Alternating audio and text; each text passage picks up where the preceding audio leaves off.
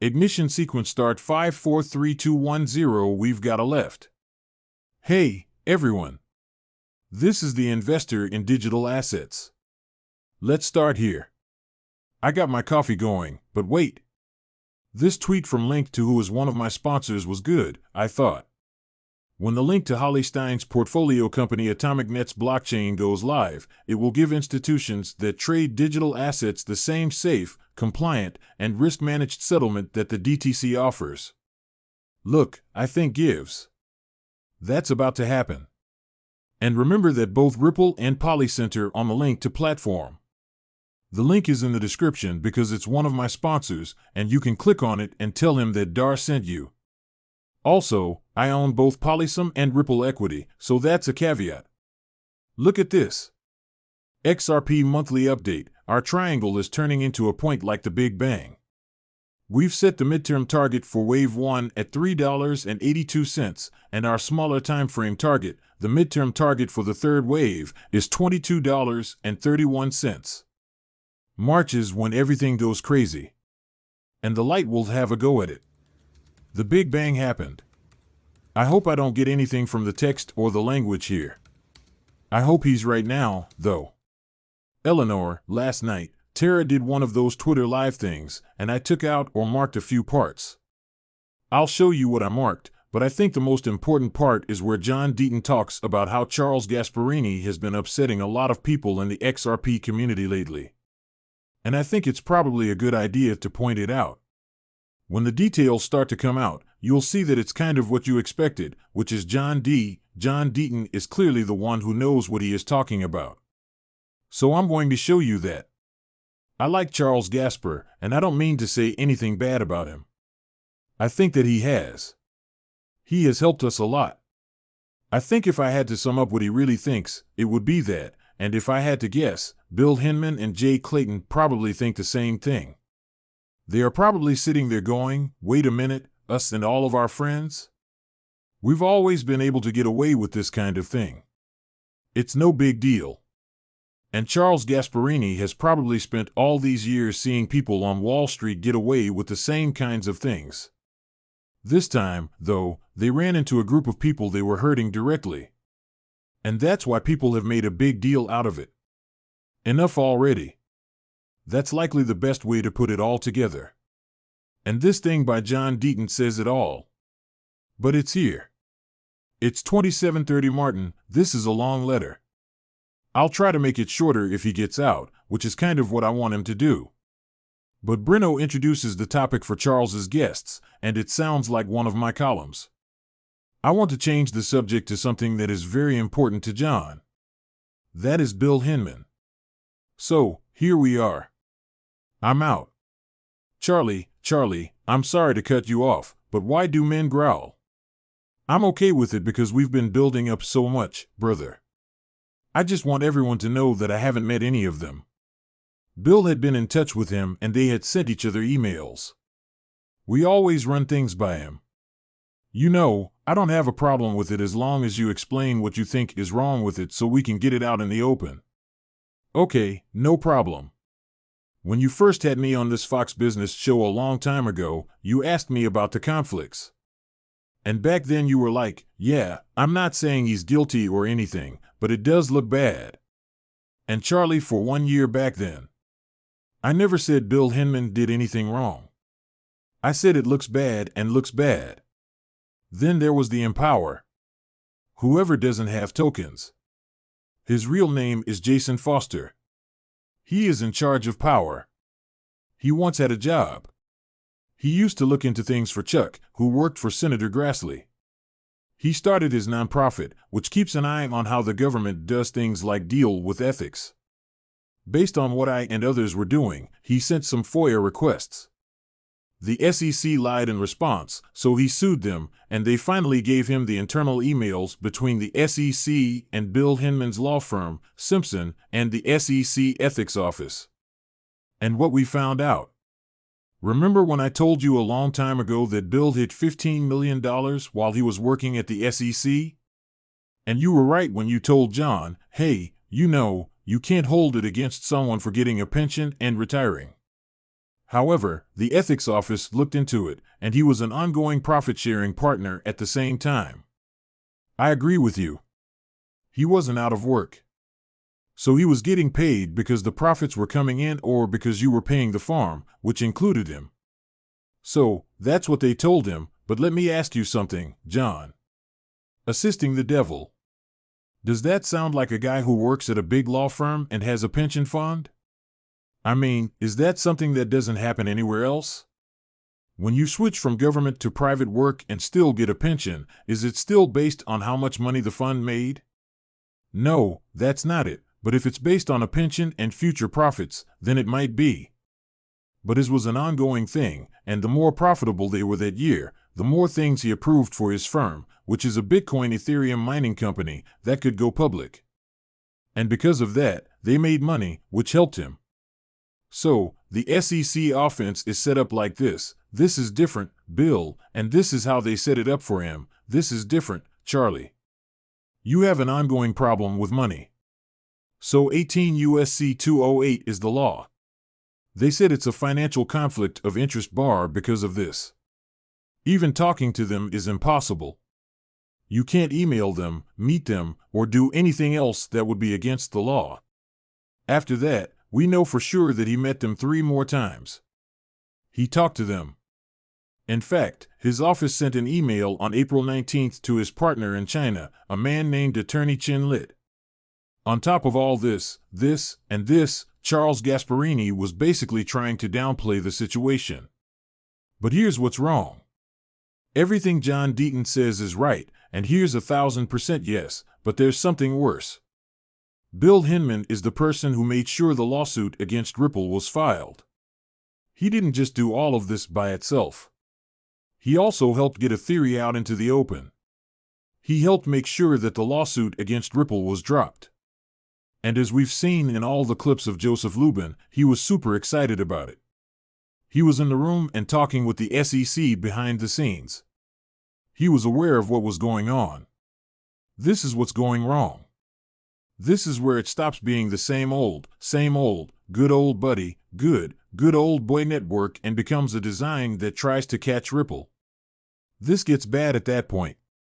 That was the IPO for Canaan. And on that day, he met him and the other part of this Canon Ape IPO happened. The Chinese get involved at this point. He ate lunch with Alibaba. Just let me finish up in these emails. He is just making fun of the problem. He is laughing at it. So, what I'm saying is, for a guy like you, who's been on Wall Street for a long time, I'm just wondering if he ran by and said something like, "Hey, I'm having lunch with some people. Is it possible?" They said, "Okay." Go, no, the emails show that's not true. When they start talking to him, Charlie, he says, "Okay, let's talk about this live." In other words, he no longer wanted it to be in writing. I'm looking at the email, and it says, "Happy to talk live. This is from the SEC, Chief Ethics Chief. My ideas are up to date. But if you want to plan something, the analysis for Simpson is the same as it has always been. Because you have an ongoing financial interest in the farm, you have a bar under the criminal financial conflict with Simpson. As we talked about during your brief, you can't meet with them when you have a conflict like this, and you can't even cause with them. So, it's different from the door that goes around and around. I think from your point of view, and since we have that kind of relationship, you can tell me I'm full of crap if you want. It's good. But what I thought about So, here's what I think. I mean, you probably already knew that John Deaton knows what he's talking about. Here's the question, though. Stop emailing Bill. If he hasn't done anything wrong, you can build him and have him on your show. If Bill Hinman is so clean, why isn't he in this Twitter Live? Give him this, make him answer questions right here if you want him to answer questions without a lawyer sitting next to him. I haven't yet seen that this isn't a big deal. He won't do it because John Deaton is right on the mark. Now, that's not the whole story. Let me explain. If you want to know, these are the parts that I found interesting 2730 that you can stop recording right now. Some of these parts are interesting. I don't want to do that for the whole video. Senator Ted Cruz wants to make it so that vending machines on Capitol Hill have to accept crypto.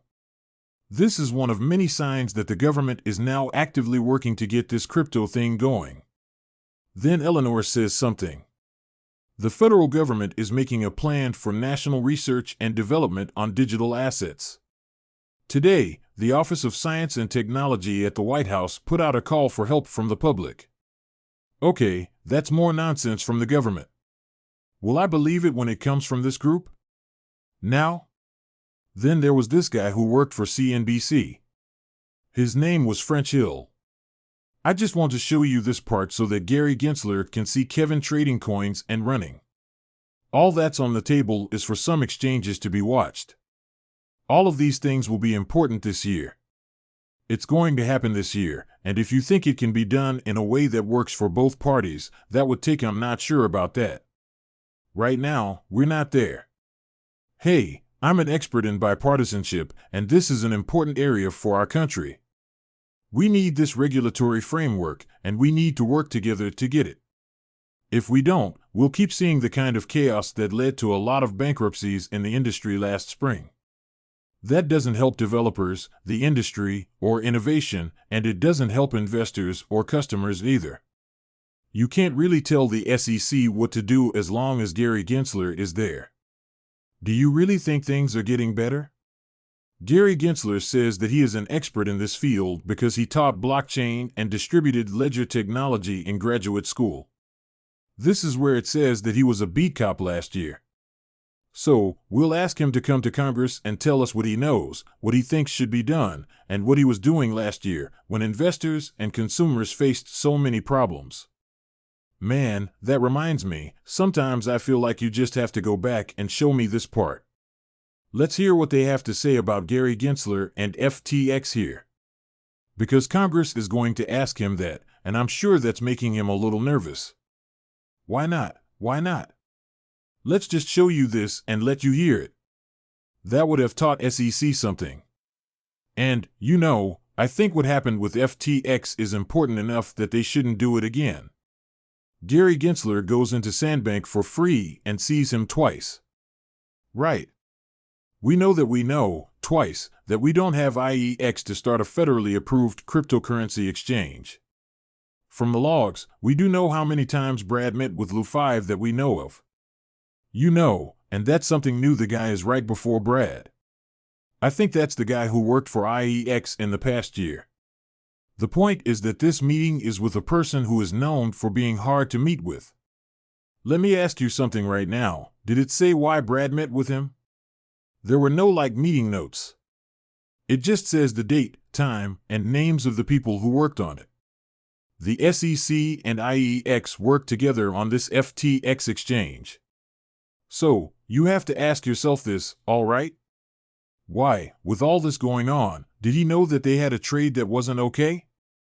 And he knows that they are planning to make another change that will be okay. I can look under the hood of this one that wasn't approved. And also, why was it a FTT suit? Why did it feel good? Why wasn't Sam Bank's car game with Fruit Feroza the FTT token car game? Does that seem like a break of that holy thing? I mean, if there is a pure definition of a crypto that passes the Howey test, you know better than me that it will be FTT. They, by which I mean he, pre-mined it, made it, and then gave it out. It will definitely help. It's their token, so it's going to be competitive and good for their businesses as a whole. I mean, they work together, and they put up collateral for the loans they give out. They did all of these things, and they were in charge of the token in every way. You get what I'm saying? Unlike some of the others, so you're not wrong. And Warren Davidson. No, not Warren Davidson. I think Tom Emmer is a congressman from Minnesota. He said he got a report that there was a short-form disclosure of something that was worked on by Sam Bacon and Fried Frog, or IEX and Gensler, depending on what you want to call them. Now, I haven't seen it. I'm just repeating what a sitting U.S. Congressman Sandmans has already said. I don't know, but I guess it's fine. Well, they've already hit the mark. Then Warren Davidson weighs in on the question of what the security is. And you know that Gary Gensler will say, "Oh, it's so clear, we have the Howey test."